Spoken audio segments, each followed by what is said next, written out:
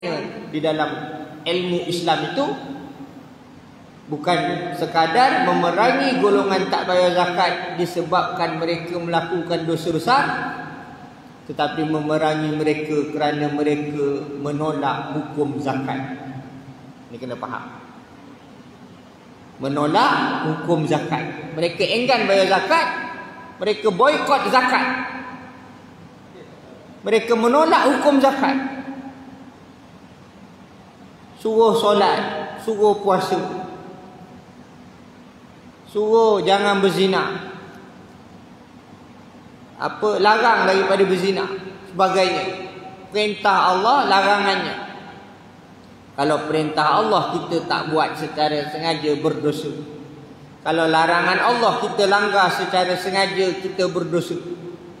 Tetapi kita menolak perintah Allah, hukumnya jatuh kufur. Mengatakan apa yang haram di sisi Allah, melanggar perintah, melanggar larangan Allah. Ya Allah larang, kita langgar aja. Apa yang Allah larang, haram, kita halalkan. Maka menyebabkan akidah kita rosak, jatuh kufur. Ini kita kena jelas. Ini kena jelas. Perkara macam ni. Sebab tu hari ni sangat bahaya. Racun-racun fahaman ideologi liberal, atau disebut liberalism. Ideologi liberalism yang sangat bahaya, racun pada hari ini. Apa itu liberal? Liberal dalam bahasa Latin, liber. Liber ni maksudnya bebas, atau yang dimaksudkan bukannya hamba. Bukan hamba. Bebas di sini bebas, bukan hamba. Ini kena faham. Ada orang dia faham liberal ni bebas saja, sehingga dia mengungkapkan kata saya liberal dalam perkara ini. Boleh ke? Saya liberal dalam perkara sosial, saya liberal dalam perkara kemasyarakatan, saya liberal dalam perkara pentadbiran, saya liberal dalam hal-hal ini. Dalam hal agama saya tak liberal. Boleh ke begitu? Jangan faham begitu. Liberal satu ideologi. Ideologi ni bahasa mudah kita i'tiqad lah. I'tiqad kita ni Islam, akidah ahli sunnah wal jamaah. Ni i'tiqad, ideologi kita, pegangan kita, yang kita pegang. Liberal ideologi, pemikiran, atau bahasa kita, apa yang kita pegang, i'tiqad kita, kepercayaan kita. Liberal. Liberal ni bukan sekadar bebas, tapi menganggap kita ni bukan hamba. Bersalahan tak dengan Islam? Bersalahan. Sebab Islam, kita ni status kita hamba. Kita pergi mana pun, kita ni hamba Allah. Kita pemimpin hamba Allah. Kita rakyat hamba Allah. Kita orang awam hamba Allah. Kita majikan hamba Allah. Kita pekerja hamba Allah. Kita peniaga hamba Allah. Ustaz tak ustaz, kita hamba Allah. Jelas. Tapi liberal meletakkan kita bebas, kita bukan hamba. Walaupun dalam Islam ada hak kebebasan, kemerdekaan ada, tapi ada batas, kerana kita hamba kepada Allah Subhanahu wa taala. Maka di situ liberal ada beberapa prinsip. Pertama, prinsip liberal dari sudut politik pentadbiran, di mana semua orang dianggap sama rata. Perundangan bebas tanpa dipengaruhi oleh sesiapa. Sama ada raja penaung kita. Kita ada majlis raja-raja penaung kita. Kita bebas, tak boleh dipengaruhi siapa, tak boleh diikat siapa. Apatah lagi agama. tak boleh nak ikat dari sudut politik pentadbiran kita. Kerana kita bebas, liberal politik inilah dinamakan yang boleh membawa kepada sukularism. Sukularism ni, sukularisma, satu ideologi memisahkan agama dengan kehidupan. Agama-agama, kehidupan-kehidupan. Ini pengaruh orientalis barat, pengaruh penjajah. Dia faham agama ni untuk solat, puasa, zikir, wirid, baca Quran, tahlil. Itu orang Melayu kita buat, alhamdulillah, tak jadi masalah. Tapi dalam hal-hal lain, hal pentadbiran, hal politik, hal sosial masyarakat, hal kekeluargaan, ini semua tak ada pada agama. Sedangkan dalam Islam, agama ad-din. Dalam Islam ni agama ad-din. Ad-din ni bukan sekadar anutan, religion. Tapi ad-din peraturan hidup. Peraturan hidup, gaya hidup, cara hidup. Itu ad-din. Mereka yang menganut agama Islam mesti ad-din, mesti dinul Islam, agama Islam. Mesti ad-din bermakna mesti dengan cara hidup Islam. Dari sudut pentadbiran, dari sudut politik, dari sudut sosial, dari sudut kemasyarakatan, dari sudut kekeluargaan, semuanya mesti ada dengan cara Islam. Apa yang Allah perintah, apa yang Allah larang. Ini dari sudut politik pentadbiran. Yang kedua, liberalism dari sudut kebudayaan. Bebas dalam hak peribadi. Seperti hari ini, mereka mengiktiraf budaya seks bebas. Bebas beragama. Bebas berpahaman. Bebas nak kahwin, tak kahwin.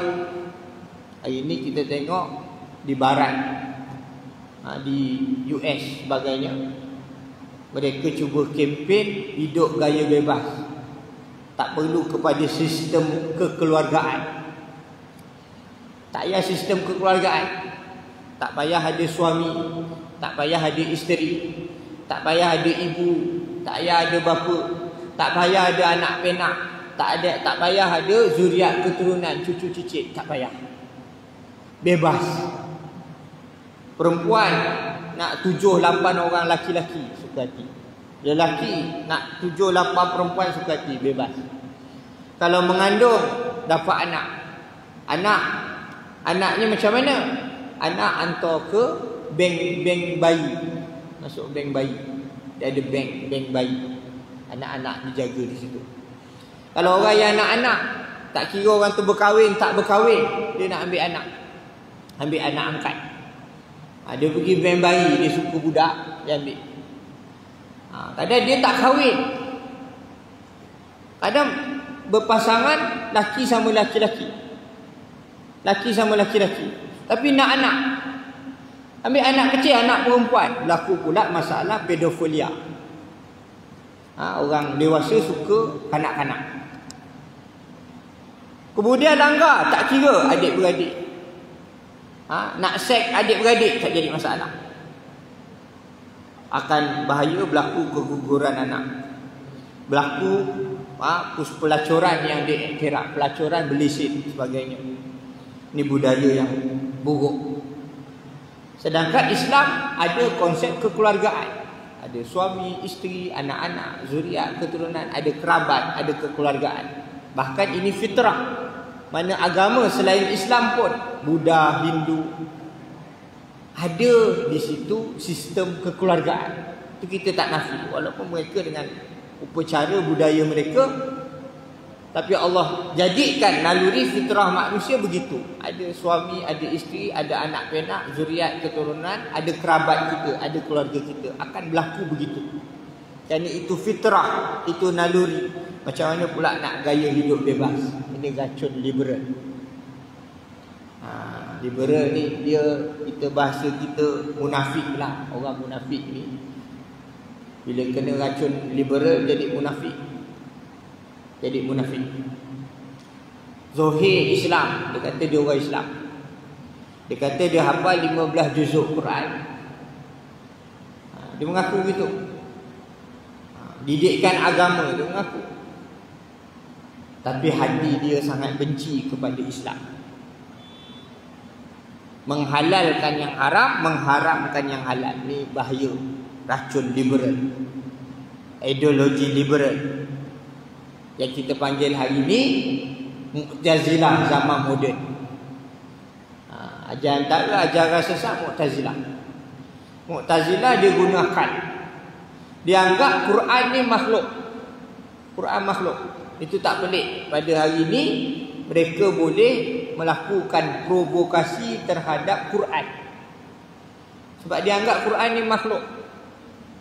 1000 tahun lebih, 1400 tahun dari zaman Nabi Muhammad sampai ke kita.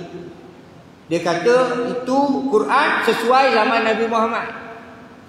Zaman unta, zaman janggut, zaman pakai jubah itu.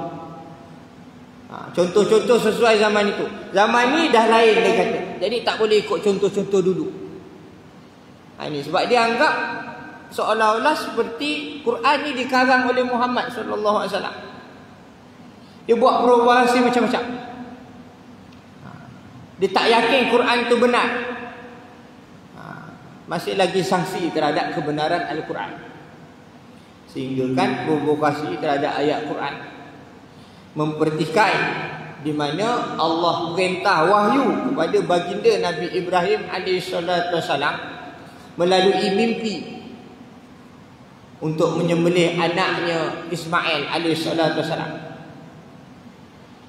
Dia cakap, dia tulis dalam media sosial lagi ni, terlalu bijak sangat. Akal yang gila. Dia kata, kalau saya mimpi Allah suruh mak sembelih anak, mak tak akan buat. Dia pun bukan Nabi pun. Dia cakap macam tu. Dia provokasi. Quran tu dia provokasi. Dia boleh ungkap begitu.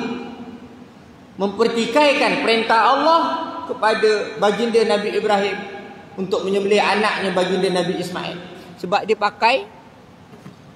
pakai logik akal. Akal manusia ni terbatas. Akal kita terbatas. Hebat mana akal? Dia terbatas. Sebab tu ada Quran. Sebab tu ada hadis-hadis Nabi. Sebab tu didatangkan para alim ulama, didatangkan para rasul, para nabi, pewarisnya para ulama. Sampai hari kiamat, ilmu Islam, Quran, Allah pelihara, Allah jaga. Allah datangkan cahaya-cahaya agama Islam. Cahaya agama Islam tu tak ada. Namun ada golongan-golongan ni, orang Islam tak boleh duduk diam. Ini sensitiviti orang Islam. Bila orang main agama kita, kita kena tegakkan kebenaran. Dan itu sifat yang mesti ada kalau kita mengaku benar-benar beriman. Allah sebut dalam surah Ali Imran, Syahidallahu annahu la ilaha illahu wal malaikatu wa ulul ilmi qa'iman bil qist. La ilaha illa wal azizul hakim. Ini kita wirid depan selepas solat kita baca. Allah bersaksi tiada Tuhan yang disembah melainkan Dia. Mengesakan namanya, mentauhidkan dirinya sendiri. La ilaha illahu, tiada Tuhan yang disembah melainkan Dia, satu-satunya Tuhan. Wal malaikatu, turut sama para malaikat. Ini syahadah paling tinggi, pengiktirafan paling tinggi. Tak ada nilai pada hari ini, walau PhD, profesor, kedoktoran, tak boleh lawan. La ilaha illahu, tiada Tuhan yang disembah melainkan Dia Allah. Allah bersaksi atas namanya, mentauhidkan, mengesakan dirinya. Begitu juga para malaikat. Tak lupa di situ disebut wa ulul ilmi, mereka yang berilmu, alim ulama. Alim ulama turut sama bersaksi tiada Tuhan yang disembah melainkan Dia Allah, satu-satunya. Turut sama para ulama. Yang sifat ulama itu qa'iman bil qist, menegakkan kebenaran kerana Allah. Menegakkan kebenaran kerana Allah. La ilaha illa wal azizul hakim, tiada Tuhan yang disembah melainkan Dia, Tuhan yang maha perkasa lagi maha bijaksana. Ini mesti kita kena jelas. Juga konsep liberal ini sama sekali sangat menyeleweng dari konsep Islam, menganggap tiada hamba. Dan konsep ini menganggap agama Islam tiada kuasa dalam perundangan, peraturan kehidupan. Dan mereka juga sama sekali cuba menghidupkan budaya bebas seperti LGBT, budaya pelacuran, aktiviti porno, lucah dan sebagainya. Dan juga tiada istilah ajaran-ajaran sesat yang hari ini. Maka kita lihat bagaimana mereka cuba mencabar institusi agama, institusi raja, institusi agama. Dia sanggup langgar benda-benda ini. Pak Aman ini cuba dibawa untuk meracuni anak muda-mudi remaja kita. Dalam keadaan hari ini teknologi tanpa sepadan di alam maya. Dia guna ni nak racun. Kita kena ambil kesempatan menyedarkan umat Islam. Mesti ada panji-panji umat Islam, anak muda-mudi yang kuat pegang teguh dengan agama supaya melawan racun-racun ghazwatul fikri, serangan pemikiran yang sangat bahaya. Seperti ibarat jerung yang berada di lautan mengganas, singa di hutan. Ini racun yang sangat bahaya. Kita hadapi dengan pegangan agama yang kuat. Wallahu ta'ala alam. Kita masuk syarah kitab Hikam.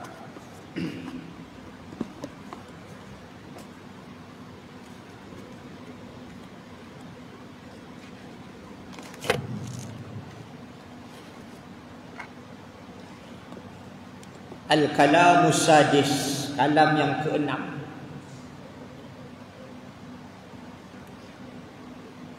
Qala al-muallif rahimahullah ta'ala wa nafa'ana bihi wa bi ulumil amin. Syarah dari Profesor Dr. Muhibbuddin Wali. Jangan bosan berdoa kepada Allah Subhanahu wa ta'ala. Mengenai hal ini, maka Al-Imam Ibnu Athaillah As-Sakandari telah merumuskan dalam kalam hikmah yang keenam sebagai berikut. La yakun ta'akhuru amadil ata'i ma'al ilhadi fid du'ai mujiban liya'sik fahuwa adhamina lakal ijabah fima yakhtaru laka la fima takhtaru li nafsik wa fil waqti allati yuridu la fil waqti allati turid. Janganlah ada kiranya lambat waktu kurniaan Allah Subhanahu wa ta'ala di samping bersungguh-sungguh dalam berdoa, menyebabkan putus harapanmu kepada Allah.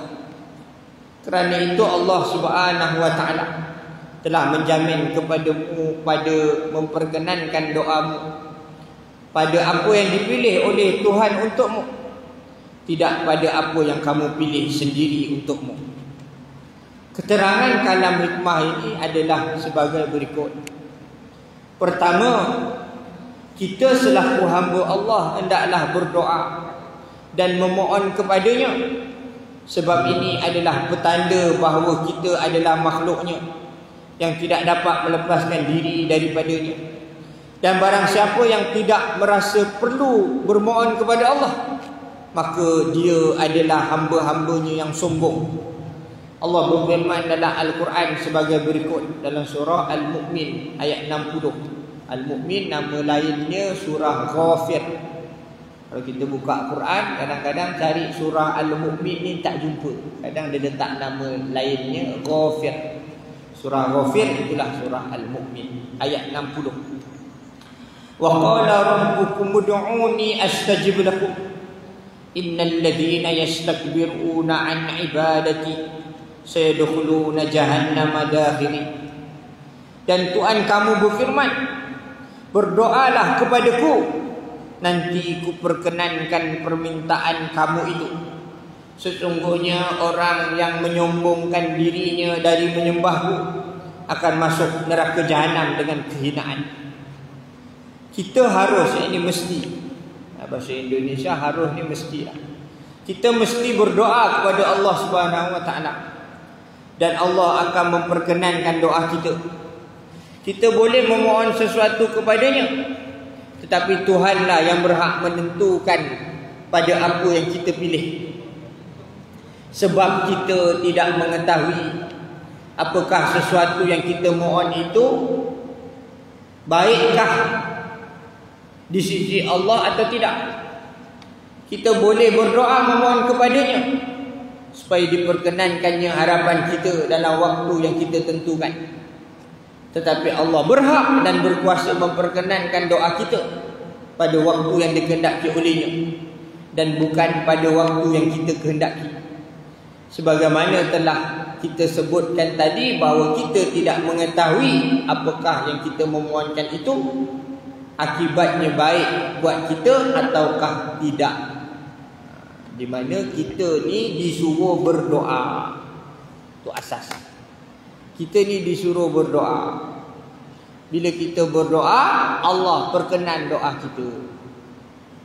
Orang yang tak berdoa, orang yang sombong.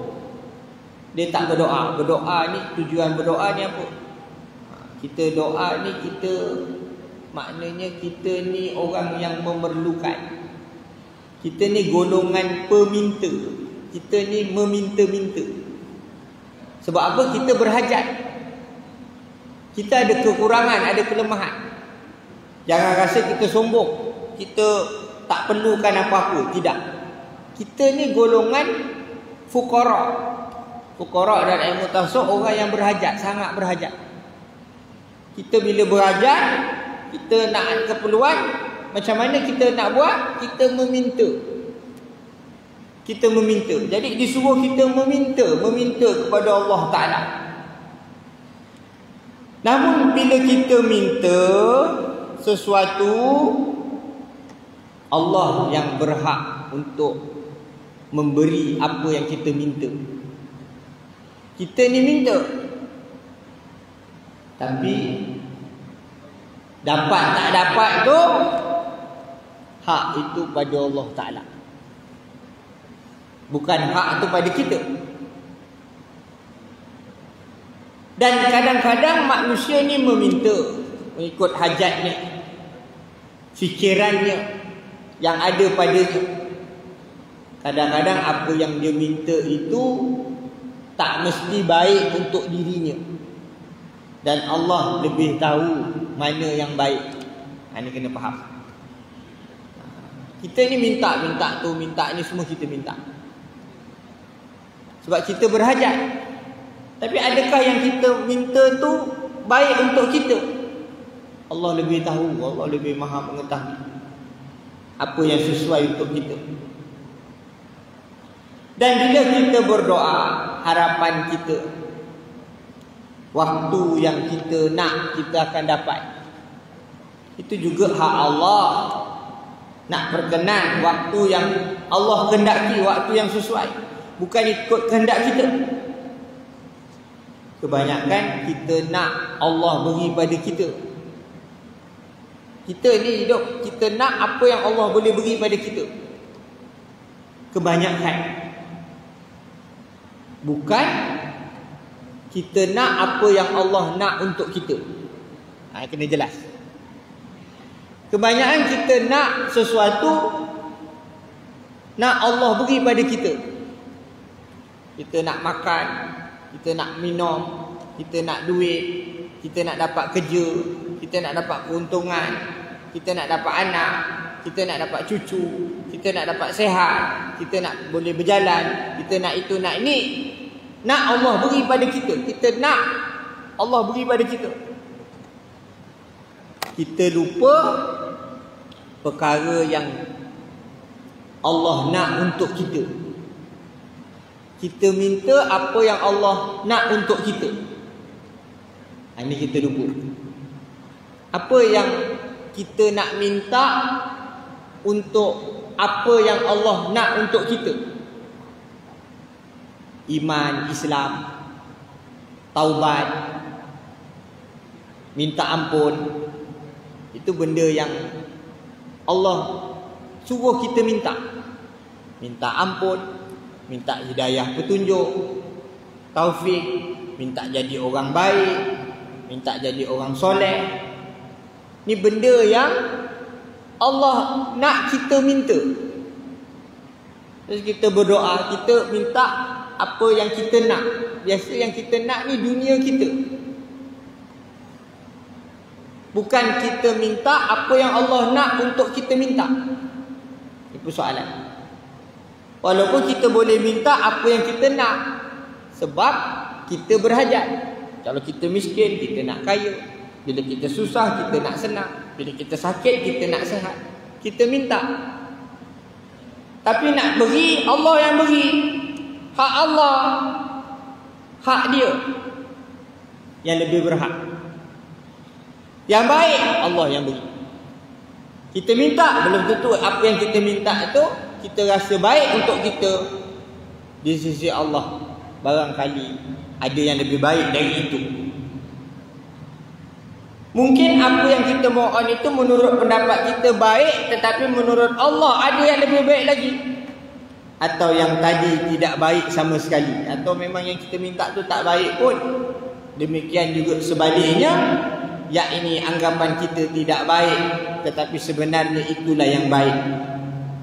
Selaras dengan firman Allah dalam surah Al-Baqarah ayat 216. Wa asa an taqra'u syai'an wa huwa khairul lakum. Wa asa an tuhibbu syai'an wa huwa syarrul lakum. Wallahu ya'lamu wa antum la ta'lamun. Dan boleh jadi kamu kurang menyukai sesuatu sedang ia amat baik untukmu. Dan boleh jadi pula kamu menyukai sesuatu padahal ia amat buruk bagimu. Tuhan mengetahui, kamu tidak tahu. Boleh jadi kita rasa baik tapi tak baik untuk kita. Boleh jadi kita rasa tak baik tapi baik untuk kita. Kerana itu maka manusia dalam berdoa kepada Allah terbahagi kepada 3 bahagian. Pertama, sebahagian kita manusia dalam berdoa atau memohon sesuatu kepada Allah, menyerahkan diri kepadanya, terserah kepada Allah tentang apa yang lebih baik diperkenankan olehnya, maka hasil dari ini ia akan mencapai keredaan Allah. Selalu ada hubungannya dengan Allah. Apakah maksudnya diperkenankan oleh Allah ataukah tidak? Hatinya tidak berpaling dari Allah meskipun doanya lambat makbul, diperkenan oleh Allah Subhanahu wa taala. Ada manusia ni terus menerus berdoa kepada Allah. Allah nak bagi, Allah tak bagi, itu hal yang lain. Aku berdoa aja, aku minta aja. Kerana doa dia nak capai redha Allah, bukan yang lain. Sebahagian orang berdoa kepada Allah yang kedua dengan kepercayaan bahawa Allah akan memegang teguh janjinya, bahawa Tuhan tidak menyalahi janji, sebagaimana firman-Nya dalam surah Al-Mu'min, surah yang kita baca tadi. Faqala rabbukum ud'uni astajib lakum. Berkata Tuhan kamu, berdoalah kepadaku dan saya akan perkenan doa kamu. Apabila doanya lambat diperkenan oleh Allah, maka ia menganggap hal keadaan itu disebabkan tidak betul-betul ia melaksanakan doanya itu. Atau mungkin kerana syarat-syarat yang diperlukan dalam berdoa, seperti tidak memakan harta yang haram, mematuhi perintah Allah dan menjauhi larangannya. Mungkin sebahagian syarat-syarat ini tidak ada padanya. Dari itu maka kadang-kadang harapannya timbul lagi agar Allah memperkenankan doanya. Dan apabila Allah telah menyampaikan maksudnya, maka hatinya gembira dan bersyukur kepada Allah. Golongan yang satu lagi, dia berdoa, dia yakin janji Allah. Dia berdoa, dia yakin Allah perkenan doa dia. Cuma kalau doa dia tak diperkenan, pertama mungkin belum masanya lagi. Itu satu. Yang kedua, mungkin syarat-syarat doa tu tak cukup. Syarat-syarat doa tu tak cukup. Ini dia. Yang ketiga, Ada pula sebahagian manusia yang tidak luput berdoa kepada Allah, memohon sesuatu yang ia maksudkan, tetapi ia mempunyai kesalahan-kesalahan dengan meninggalkan sebahagian apa yang diperintahkan agama atau mengerjakan sebahagian larangannya. Di samping itu pula hatinya lalai atau tidak sejalan seperti doa yang diucapkan. Maka orang ini apabila doanya lambat diperkenan oleh Allah SWT, boleh menimbulkan ragu-ragu dalam hatinya. Allah memperkenankan janjinya, lantas ia menjadi bingung atau bahkan menimbulkan putus asa. Orang begini adalah orang yang paling rugi. Kerana itu kita berlindung kepada Allah, semoga kita tidak jatuh dalam golongan ini. Berdoa tapi dalam keadaan apa? Dalam keadaan hatinya ragu-ragu. Bila Allah tak berkenan doanya, menyebabkan dia putus harapan dia dengan Allah Ta'ala. Ini bahaya. Bahkan kita ni manusia memanglah ada kekurangan, ada kelemahan. Berdoa ni, satu sudut kita ni faham berdoa ni macam mana. Bila kita solat, selepas beri salam, kita wirid istighfar ke apa, kita pun berdoa. Ni biasa orang kita faham lah, lepas solat berdoa. Dia minta apa nak minta. Tapi adakah dia memahami hukum fiqh dalam berdoa itu? Berdoa ni dia ada fiqh dia, ada hukum dia, ada cara dia. Pertama, berdoa itu mestilah, yang Nabi SAW ajak, mestilah memujanya dengan nama-namanya. Seperti contoh Alhamdulillahirabbil alamin, itu contoh. Segala puji bagi Allah, Tuhan yang mentadbir seluruh alam. Ataupun dengan nama-nama sifatnya, Ya Razzaq, Ya Fattah, Ya Alim, Ya Hakim, Ya Aziz, Ya Ghaffar. Memuja nama-namanya. Yang kedua, syarat berdoa mestilah juga dengan berselawat ke atas Nabi SAW. Sebab hari ini kita tengok macam-macam jenis selawat. Ada selawat nariyah, ada selawat kamilah, ada selawat tibiyah, ada selawat tafliyah, atau selawat nuriyah, macam-macam jenis nama-nama selawat. Sebenarnya selawat itu bukan sekadar selawat, disertakan dengan doa. Ulama kita ni dia buat selawat, ada benda yang kita minta. Minta rezeki, minta ubat. Bila berselawat, Allahumma salli ala Sayyidina Muhammad, pendek aje lah. Lepas tu apa-apa kita minta. Jadi antara syarat berdoa juga berselawat ke atas Nabi. Kemudian barulah kita minta apa nak minta. Dan biasa kita nak minta tu, banyakkanlah kita menghinakan diri depan Allah Ta'ala, mengadu dengan Allah Ta'ala. Macam contoh baginda Nabi Zakaria alaihissalam. Dia mengadu dirinya tua, susah nak dapat anak. Dia mengadu dulu, baru dia minta. Mintanya sikit, mengadunya banyak dengan Allah Ta'ala. Kita ni terbalik, mengadu banyak dengan orang. Kalau ada masalah, cari orang dulu, kita nak luahkan. Aku ni kita luah. Luah dengan Allah Ta'ala. Apa kita nak luah? Aku ni miskin, aku ni susah, aku ni tak pandai, luah. Lepas tu kita minta. Setelah memuji Allah, setelah berselawat. Jangan jadi macam drama Melayu. Drama Melayu macam mana?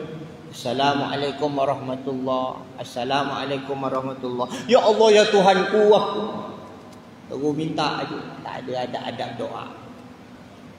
Tak baca bismillah, tak puji Allah, tak selawat ke atas Nabi. Ini kita kena ingat. Itu cara lah, itu saya cara fiqah lah saya buat. Kemudian mencontohi doa Nabi yang jawami'ul kalim. Nabi ni kata-katanya jami' manik. Kata-katanya ringkas tetapi mengandungi makna yang tersirat, yang banyak. Kadang-kadang kita ni minta banyak benda yang terlalu khusus sangat. Terlalu khusus sangat. Padahal Allah Subhanahu Wa Taala ni Maha mengetahui apa yang tersirat dalam hati kita. Kalau kita tengok doa-doa Nabi ni banyak doa-doa yang umum. Saya bagi contoh, ada orang dia mohon kerja tak dapat. Jadi dia doa apa? Doa minta dapat kerja. Boleh tak doa minta dapat kerja? Boleh lah, tak salah. Tapi adalah lebih baik dia, tujuan dia dapat kerja tu apa sebenarnya? Dia nak apa? Dia mesti nak dapat gaji, allowance ke daripada kerja dia. Dia dapat kerja, dia dapat duit, dapat harta, dapat kehidupan.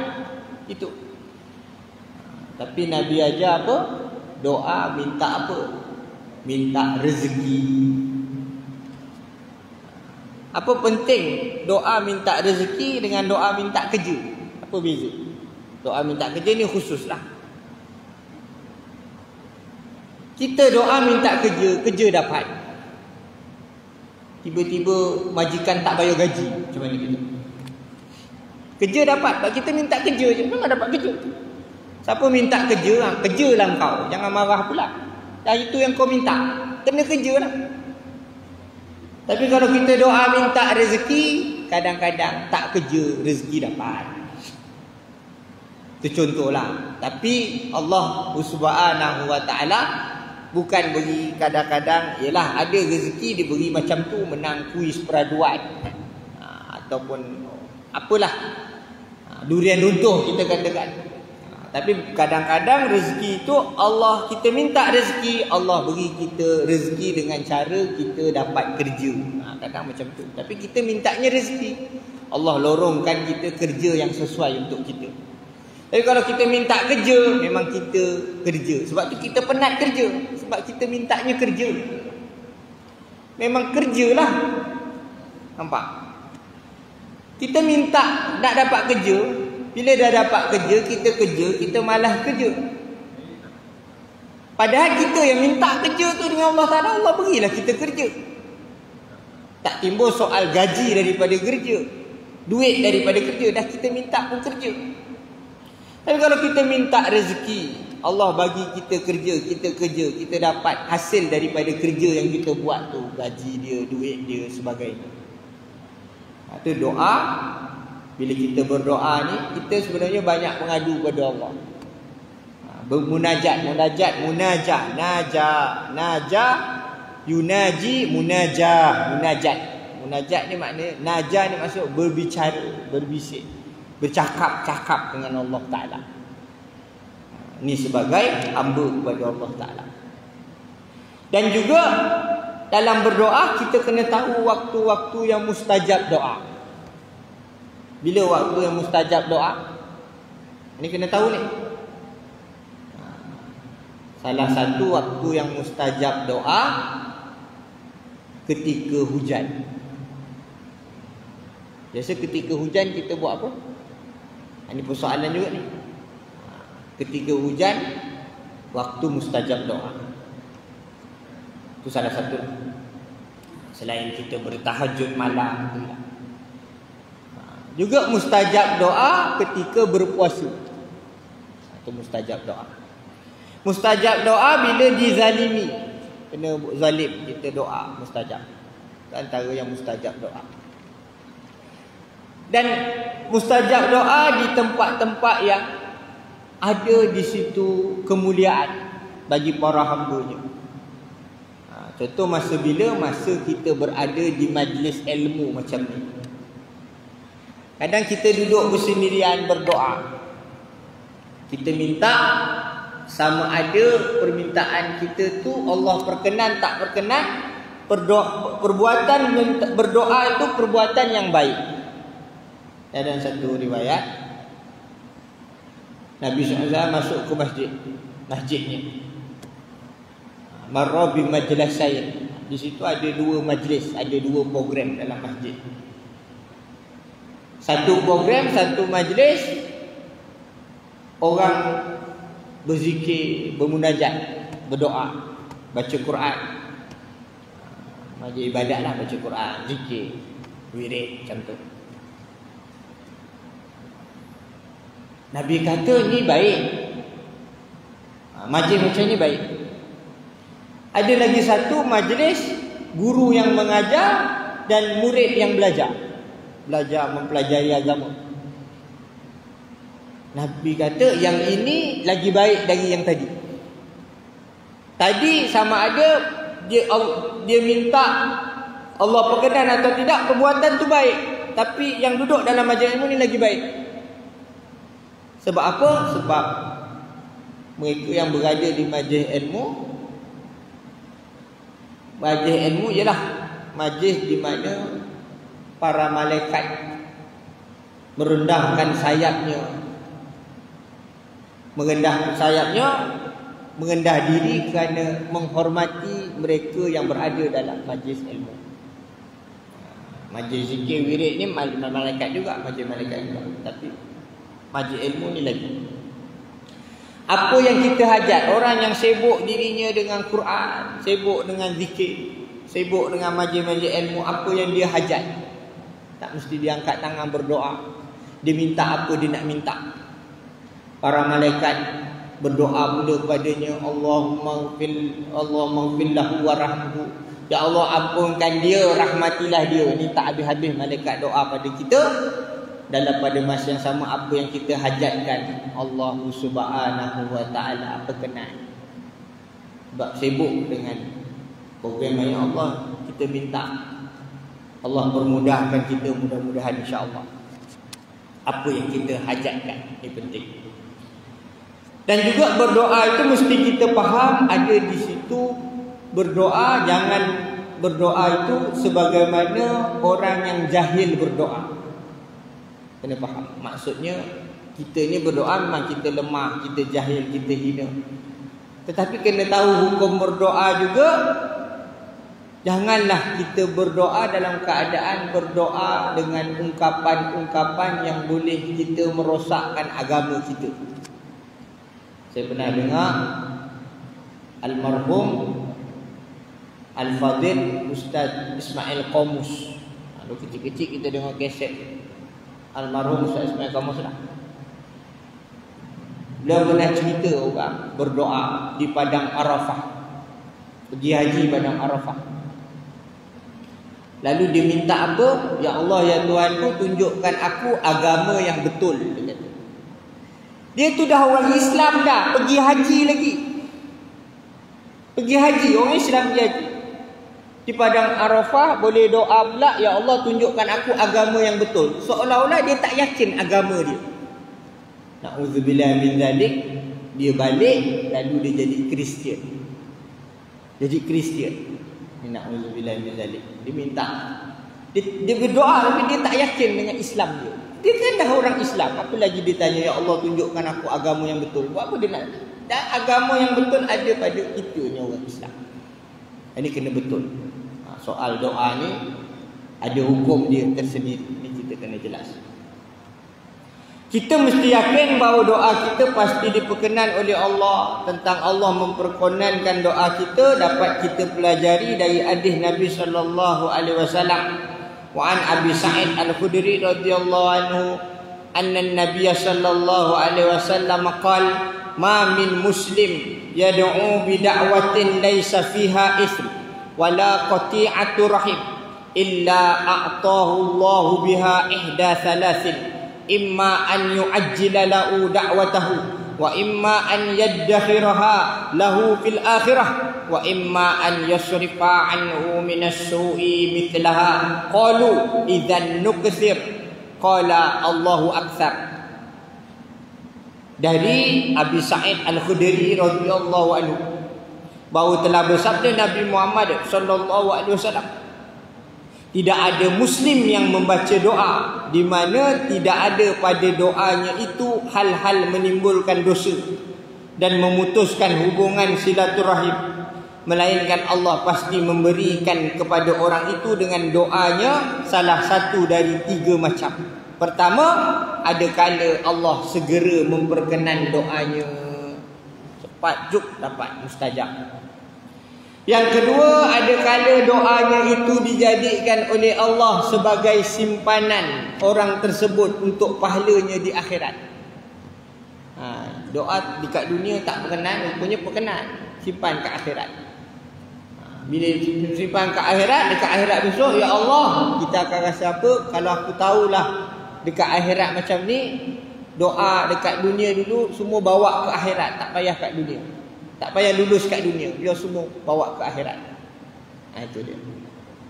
Yang ketiga, ada kala Allah memalingkan daripada orang tersebut berupa kejahatan, bala dan malapetaka sesuai dengan doanya. Dia minta lain, Allah selamatkan dia daripada keburukan.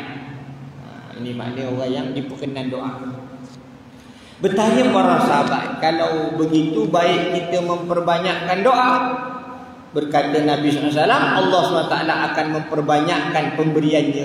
Riwayat Imam Ahmad dan riwayat Al-Hakim. Dari hadis ini dapat kita simpulkan bahawa apabila doa kita baik dan bagus, tidak ada tujuan-tujuan yang buruk padanya, maka Allah akan memperkenankannya. Cuma perlu kita mengetahui bahawa kita sebaik-baiknya jangan ada maksud cepat-cepat pada doa kita untuk diperkenankan oleh Allah. Tetapi serahkanlah sahaja kepada Allah, dan Allah lebih tahu bila waktunya doa kita diperkenankan olehnya.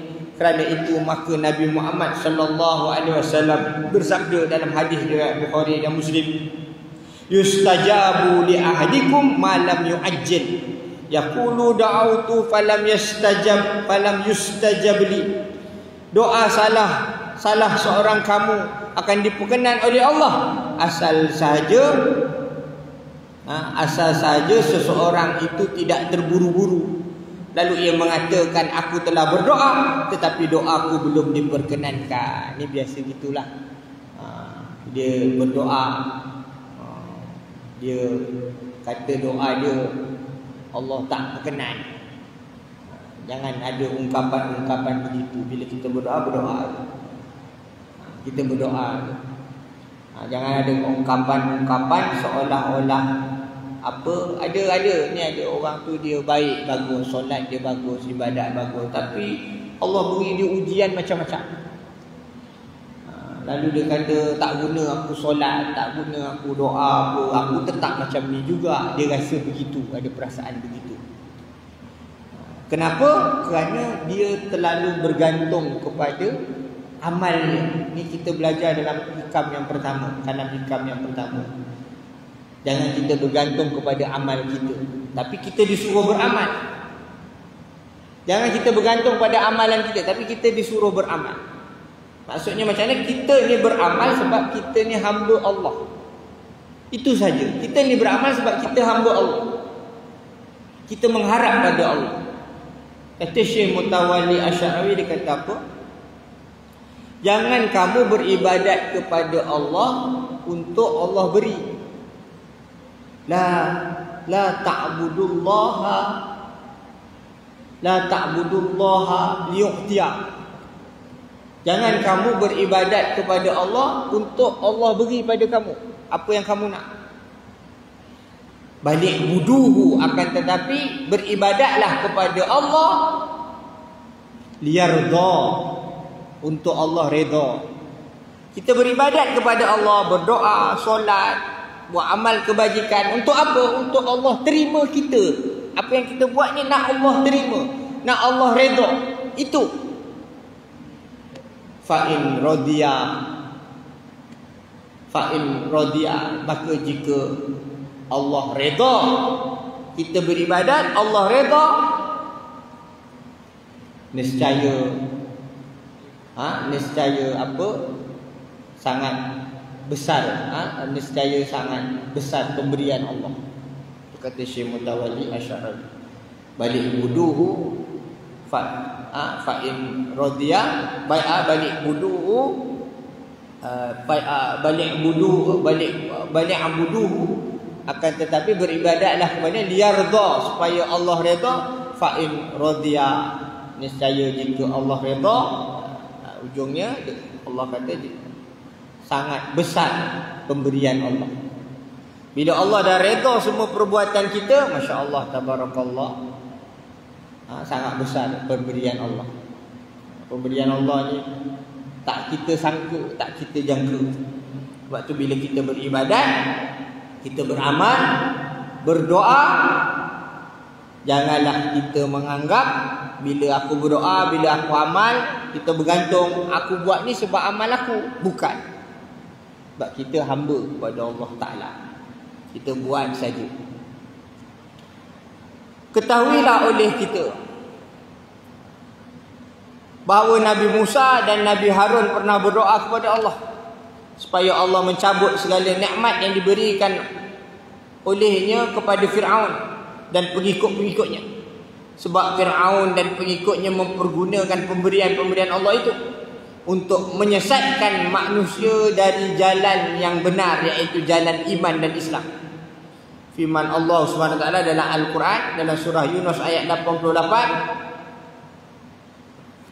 Qala Musa Rabbana innaka ataita fir'auna wa mala'ahu zinatan wa amwalan fil hayatid dunya. Ila akhir ayat. Ya, artinya, dan berkata baginda Musa, wahai Tuhan kami, sesungguhnya engkau telah berikan kepada Fir'aun dan pembesar-pembesarnya berupa perhiasan kekayaan dan kehidupan duniawi. Wahai Tuhan kami, dengan kekayaan itu mereka sesatkan umat. Binasakanlah harta mereka dan tutuplah hati mereka, kerana mereka tidak akan beriman sebelum mereka melihat siksaan yang pedih. Demikian doa baginda Musa dan Harun. Baginda Musa doa, Nabi Harun aminkan. Dalam dia menyebut Nabi Musa berdoa, Nabi Harun mengaminkan. Tetapi doa kedua Nabi ini baru diperkenan oleh Allah setelah 40 tahun kemudian. Setelah itulah maka Allah perkenan doa tadi sebagaimana firman-Nya dalam surah Yunus 89, qala qad ujibat da'watukuma fastaqima wa la tattabi'anni sabilal ladzina la ya'lamun. Tuhan mengatakan sesungguhnya telah memperkenankan doa kamu berdua, sebab itulah tetaplah berjalan lurus istiqamah dalam mengembangkan seruan kebenaran, dan jangan diturut jalan orang-orang yang tidak berpengetahuan. Ini dia. Itu Nabi itu, taraf Nabi. Kita ni lagilah. Dalam rumusan kalam hikmah di atas diterangkan bahawa Allah Subhanahu Wa Taala memperkenankan doa kita sesuai pada apa yang dipilih oleh Allah, dan bukan pada sesuatu yang kita pilih buat diri kita. Demikian juga dalam masalah waktu, Allah memperkenankan doa dalam waktu yang Dia kehendaki dan bukan dalam waktu yang kita kehendaki. Pada suatu hari seorang laki-laki datang berziarah pada ulama tasawuf bernama Abul Abbas Al-Mirsi rahimahullah. Abul Abbas Al-Masri, Abul Abbas Al-Masri. Pada waktu itu beliau sedang sakit, Berkata laki-laki itu kepada beliau, mudah-mudahan Allah menyembuhkan tuan. Beliau diam dan tidak menjawab apa-apa. Kemudian si laki-laki tadi berkata lagi, semoga Allah menyembuhkan tuan. Di mana kisah seorang wali Allah Abul Abbas Al-Mirsi. Abul Abbas Al-Mirsi. Orang lelaki datang ziarah masa dia sakit, kata moga Allah sembuhkan tuan. Dia diam. Lepas tu lelaki tadi sebut semoga Allah sembuhkan tuan. Dia doakan, lelaki ni doakan. Maka menjawab Syekh Abul Abbas, aku tidak memohon kepada Allah kesihatan, aku tak minta kesihatan. Sebab aku sudah lama memohon kepada Allah tentang kesihatan saya, kesihatan aku. Dan apa yang aku rasakan sekarang dari penyakitku adalah kesihatan dan keselamatan. Dia cakap macam tu. Aku tak minta sihat. Dah sakit, aku tak minta sihat. Sebab sihat memang aku dah minta. Memang kita berdoa, kita minta sihat. Tapi bila dah sakit, tak minta sihat. Sebab dia kata penyakit dia tu adalah kesihatan dan keselamatan dia. Lihatlah Rasulullah sallallahu alaihi wasallam, sesungguhnya baginda telah memohon kepada Allah agar baginda diberikan kesihatan dan keselamatan. Tetapi di samping itu Nabi bersabda, sentiasa makanan di Khaybar, makanan yang mengandungi racun yang telah termakan oleh baginda, selalu mengganggu kesihatan aku, kesihatan baginda, dan sekarang sungguh telah hilang lenyap kebingunganku, kata Nabi SAW. Nabi SAW pernah kena racun pada peristiwa Khaybar, termakan racun. Maka racun itu sebenarnya mengganggu kesihatan Nabi SAW, mengganggu kesihatan baginda SAW. Walaupun Nabi SAW juga memohon agar sehat dan selamat. Sehata wal afiyah, as-sihata wal afiyah, sehat dan afiat, sehat dan selamat. Ini kita minta. Lepas sembahyang kita minta, Allahumma inna nas'alukal afwa wal afiyah. Kita minta keampunan, kita minta afiat, selamat, kita minta sehat. Tapi sampai satu masa datang penyakit. Penyakit ini Abul Abbas Al-Mursi menganggap penyakit itu adalah kesihatan, keselamatan. Demikian juga Sayyiduna Abu Bakar As-Siddiq radhiyallahu anhu. Beliau telah memohon kesihatan dan keselamatan kepada Allah, tetapi kemudian Abu Bakar As-Siddiq meninggal dunia disebabkan keracunan. Juga Sayyiduna Umar bin Al-Khattab radhiyallahu anhu, permohonan beliau adalah sama dengan Nabi dan Abu Bakar, tetapi beliau meninggal dunia dengan jalan penganiayaan pada waktu beliau sedang solat dan manusia sedang bermakmum pada beliau. Maka demikian pula Sayyidina Uthman radhiyallahu anhu telah meninggal dunia dengan jalan terbunuh. Demikian juga nasib Sayyidina Ali karamallahu wajhah. Adakah mereka semua tidak memohon sihat, tidak memohon keselamatan? Kemudian Abul Abbas Al-Mursi melanjutkan perkataannya setelah memberitahu hal-hal sedemikian Nabi, Sayyidina Abu Bakar, Sayyidina Umar, Sayyidina Uthman, Sayyidina Ali. Lalu menyebut kepada lelaki tadi, apabila engkau memohon kepada Allah Subhanahu wa taala kesihatan dan keselamatan, mohonlah kepadanya di mana ia lebih mengetahui bahawa sesuatu itu adalah kesihatan dan keselamatan untukmu. Bila mohon sehat, mohon juga kepadanya di mana dia Allah lebih mengetahui. Kita juga kena faham Allah Subhanahu wa taala Maha mengetahui. Kerana itu maka wajiblah kita selaku hamba Allah menyerahkan diri kepadanya, bahawa sesuatu yang baik itu adalah pada apa yang ia kendaki dan pilihkan buat kita, yang dia kendaki dan pilihkan buat kita, meskipun itu bertentangan dengan maksud kita. Kita jangan sampai putus asa dengan sebab Allah lambat memperkenan doa kita. Cuma kita hendaklah selalu memohon dan berdoa kepadanya. Dalam satu hadis yang diriwayatkan Anas bin Malik, Rasulullah sallallahu alaihi wasallam bersabda, qala Jibril alaihi salam, ya Rabbi abduka fulan yaqdi lahu hajatahu, qala da'u abdi fa inni uhibbu an asma'a sautahu. Telah berkata malaikat Jibril alaihi salatu wasallam, wahai Tuhan, engkau sampaikan maksud dan hajat hamba-Mu si fulan. Maka Tuhan menjawab, biarkan hamba-Ku itu, kerana aku cinta mendengar suaranya yang selalu bermohon kepadaku. Nampak? Pada kita berdoa, macam-macam kita doa bila ditimpa kesusahan. Biasa orang kalau susah, anak sakit, kalau anak sakit ke kita sakit ke, pergi doktor sana, doktor sini, Ubat alternatifnya lah macam-macam. Kesana ubat kampung macam mana, tak sembuh-sembuh. Biasa kita macam mana? Kita akan buat apa saja. Buat apa saja, tak selesai penyakit kita. Kita memohon kepada Allah Ta'ala, mengadu di tika sembahyang, bermunajat, bermunajat, doa, mohon, minta pada Allah. Sebenarnya permintaan kita itu, bila kita minta itu, sebenarnya masa itu adalah masa kita dekat dengan Allah. Kadang masa senang kita lupa Allah, jauh, kita tak duduk dekat tika solat, tak bermunajat, doalah macam biasa orang berdoa. Tapi bila kita susah, kita bukan main dengan Allah Ta'ala. Pada masa itu Allah Ta'ala bila tengok kita ni masa susah ni, ingat aku.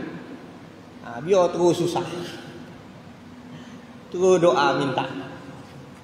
Sehingga kan Allah beri pintu kesenangan setelah itu.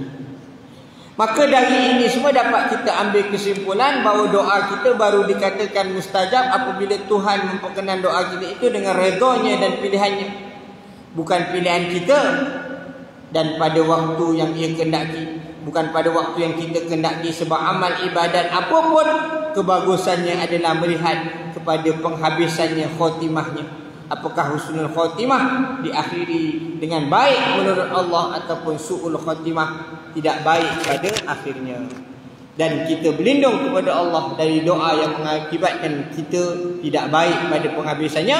Mudah-mudahan Allah SWT memperkenankan segala doa-doa kita demi kebaikan kita sekalian dunia dan akhirat. Sebab tu alim ulama tasawuf ni bila berdoa, kenapa dia berdoa? Sebab Allah Ta'ala suruh aku berdoa, itu je. Soal Allah beri tak beri soal yang lain. Yang penting kita berdoa, yang penting kita minta. Doa ni lebih kepada kita berhajat, apa yang kita hajati kepada Allah, kita minta pada Allah, kita memperhambakan diri kepada Allah Subhanahu wa Ta'ala. Dan antara waktu yang paling kita dekat dengan Allah adalah ketika kita sujud. Bila kita sujud, perbanyakkan kita minta kepada Allah Subhanahu wa Ta'ala di kala sujud. Tak mesti sujud yang akhir. Orang Melayu kita ni faham sujud akhir je, tak. Setiap kali sujud mohon, minta kepada Allah, minta taufik, minta hidayah, diberi umur yang panjang dalam amal kebaikan. Jadi saya rasa cukup setakat itu.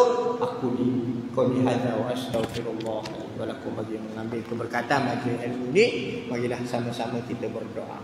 A'udzubillahi samil alim minasyaitonir rajim min hamzihi wa nafthihi wa nafthihi. Bismillahirrahmanirrahim.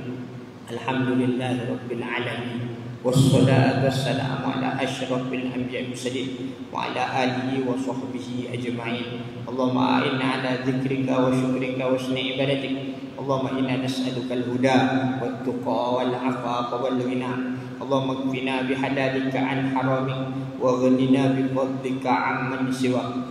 Allahumma innaka ta'lamu anna hadhihi al-quluba qad istama'at ala mahabbatik wa taqat ala ta'atik وتوحدت على دعوتك وتعهدت على نصرة شريعتك فوثق اللهم رابطتها فوثق اللهم رابطتها فوثق اللهم رابطتها وأدم مدها واهدئها سبلها واملأها بنورك الذي لا يخبو واشرح صدورها بفيض الإيمان بك وجميل التوكل عليك وأحيا بمعرفتك ومن الشهادة في سبيلك إنك نعم المولى ونعم النصير.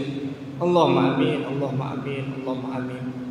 Allahumma ighfir lana dzunubana wa liwalidina warhamhum kama rabbawna shighara wa li jami'il mu'minina wal mu'minat wal muslimin wal muslimat al ahya'i minhum wal amwat. Rabbana hab lana min azwajina wa dhurriyyatina qurrata a'yunin waj'alna lil muttaqina imama. Allahumma inna nas'aluka al 'afwa wal 'afiyata fid dunya wal akhirah. Rabbana ighfir lana wa li ikhwanina alladhina sabaquna bil iman ولا تجعل في قلوبنا غلا للذين آمنوا ربنا إنك رؤوف رحيم. ربنا اجعلنا مقيم الصلاة من ذريتنا ربنا وتقبل دعاء. ربنا اغفر لنا ذنوبنا وإسرافنا في أمرنا وثبت أقدامنا وانصرنا على القوم الكافرين. ربنا لا تزغ قلوبنا بعد إذ هديتنا وهب لنا من لدنك رحمة إنك أنت الوهاب. ربنا ظلمنا أنفسنا wa in lam taghfir lana wa tarhamna lanakunanna minal khasirin. Rabbana atina min ladunka rahmatan wa hayyi' lana min amrina rasyada. Rabbana atina fid dunya hasanah wa fil akhirati hasanah wa qina adzabannar. Wa sallallahu ala sayyidina Muhammad wa ala alihi wa sahbihi wasallam. Subhana rabbika rabbil izzati amma yasifun wa salamun alal mursalin walhamdulillahi rabbil alamin. Sekian, billahi taufik wal hidayah. Assalamualaikum warahmatullahi wabarakatuh.